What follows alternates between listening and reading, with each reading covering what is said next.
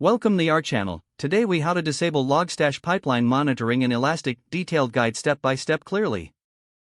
To disable Logstash pipeline monitoring in Elastic, start by opening your Logstash configuration directory. Navigate to the Logstash configuration file, typically named logstash.yml. Open the logstash.yml file in your preferred text editor. Look for the section related to pipeline monitoring settings. You'll find options like spac.monitoring.enabled. Set the value of spac.monitoring.enabled to false. This action will disable the monitoring feature for all pipelines. Next, check for the spac.monitoring.elasticsearch setting. If present, you may comment it out or set it to false.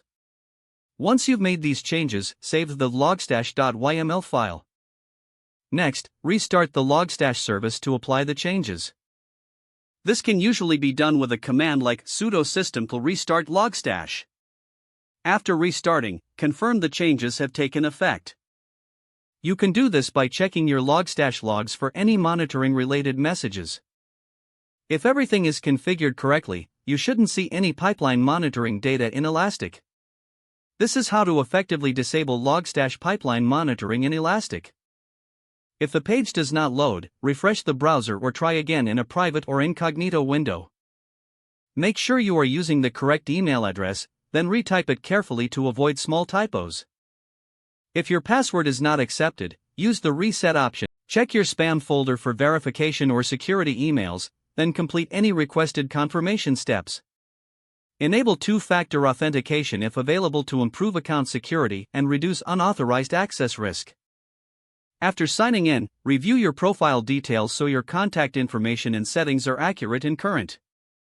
If you see an error message, note it down and try again after restarting your device and internet connection. Log out when you finish, especially on shared devices, to keep your account and payment information secure. If the page does not load, refresh the browser or try again in a private or incognito window. Make sure you are using the correct email address, then retype it carefully to avoid small typos. If your password is not accepted, use the reset option and create a new strong password you can remember. Check your spam folder for verification or security emails, then complete any requested confirmation steps. Don't forget to like this video and subscribe to our channel for more step-by-step tech guides.